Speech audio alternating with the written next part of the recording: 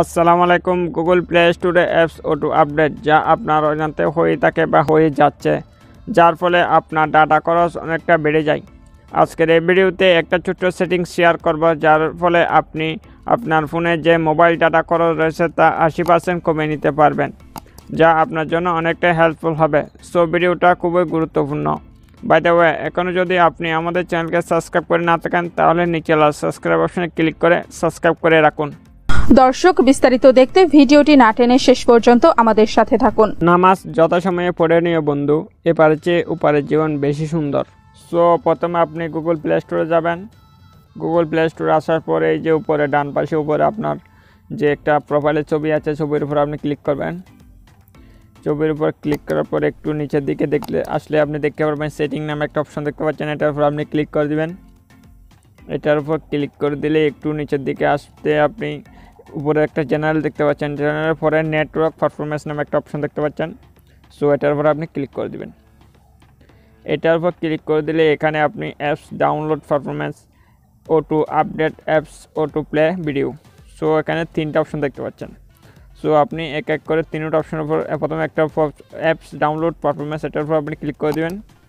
এটার উপর ক্লিক করে দিলে একদম নিচে যে অপশনটা রয়েছে এক্স মি এভরি টাইম লেখা আছে, সো আপনি এক্স মি এভরি টাইমের উপর ক্লিক করে এদিকে ডাউন অপশন দেখতে পাচ্ছেন, ডাউন অপশনের উপর ক্লিক করে দেবেন।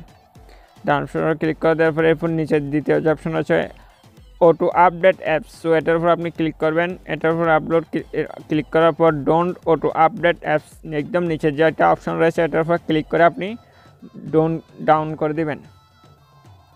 এরপর অটো প্লে ভিডিও, এটার উপর আপনি ক্লিক করবেন। ক্লিক করার পর ডোন্ট অটো প্লে ভিডিও, এটার উপর ক্লিক করে আপনি ডান করে দেবেন। সো তিনটা অপশন আপনি ডান করে দেওয়ার পর ডান করে দেবেন। ডান করে যদি দেন তাহলে আপনার যে ডাটা অন করার সাথে সাথে যে অ্যাপসের অটো আপডেট হয়ে থাকে, সো এই আপডেটগুলো আপনার সম্পূর্ণ অফ হয়ে যাবে। এখন যদি আপনি যে কোনো অ্যাপসের উপর আপনি করেন,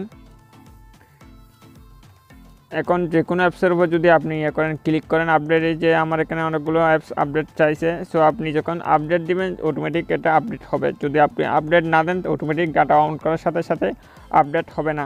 সো এভাবে আপনি আপনার যে গুগল প্লে স্টোরে যেই অ্যাপস আপডেট হয়ে যায় অটোমেটিক, সেই আপডেটগুলো আপনি অটোমেটিকভাবে এভাবে এই সেটিংসের মাধ্যমে আপনি বন্ধ করে রাখতে পারেন খুব সহজেই।